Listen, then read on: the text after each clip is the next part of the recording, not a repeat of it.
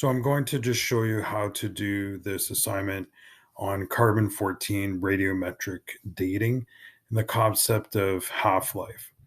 So in the description here in the assignment, I talk about taking 100 items, and for each item, you roll the dice, and if you get a one, then that item has decayed, and that goes to the side.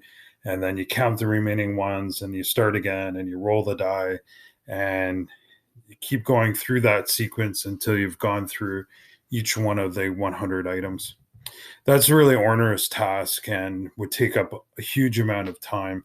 And so, what I've done here is to come up with a model that will allow you to simulate the rolling of the dice. And in this case, we're going to use 4,000 objects, and that will give us a really good statistical representation of this radiometric decay model. So on the link in the assignment area here, I'm just going to open that up. And once it opens, it'll actually start the modeling. Uh, and you can see the things at the top are starting to decay out. And down below here, it's showing a graph. And then that'll go through that sequence. And in this graph on the left-hand side here, we have the items, and then across the bottom, we're essentially having time. So we start with 4,000 items. So our number up here for the zero is 4,000. So if I go into my sheet here, you can see I've just automatically put 4,000 for the half-life of zero, and that would be equal to like 100%.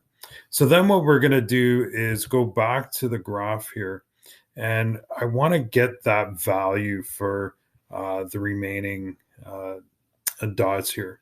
All right, so for half-life 1, so if I put my thing as close as I can get it to the 1, if it's slightly off here, that's fine. So this one is 3,400.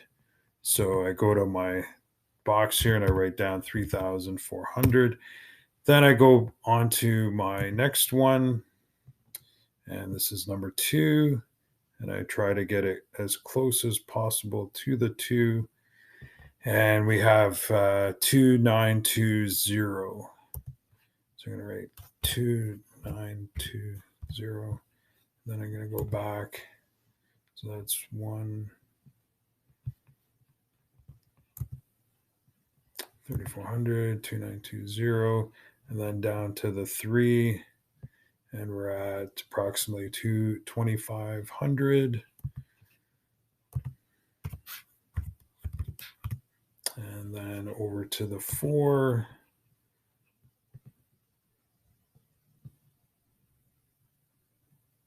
Getting it close as possible to that mark.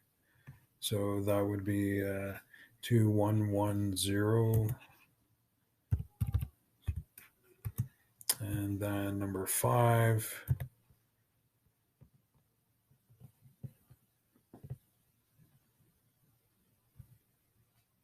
So we have 2,820.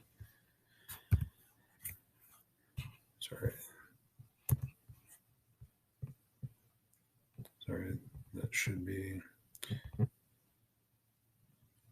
1,840.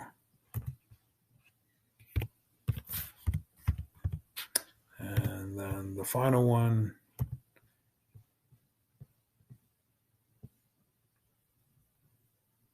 1,560.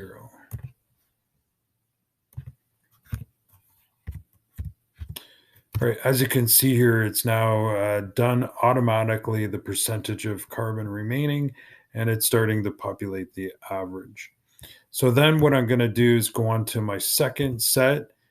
So I'll just zoom back out here. And if I go up to the top, I can run this again. This is my second iteration. So you can see them starting to decay. And my graph is populating at the bottom. So I'll just let this go.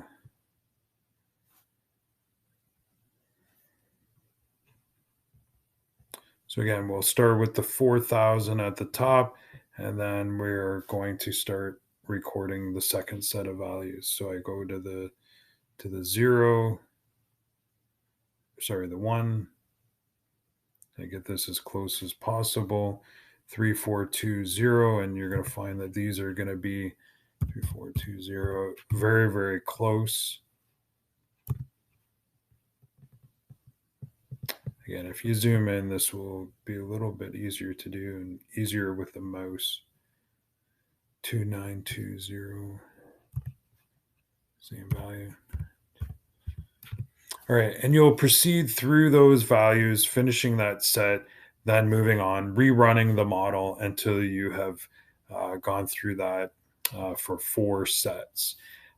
Once you've done that, you are going to graph these values here on a line graph so you can see how close they are along the line graph. Now, because we modeled 4,000 items, our numbers are going to be really close together. If I change the model to run only 100 items, you would find that there would be a lot more variation within the decaying numbers.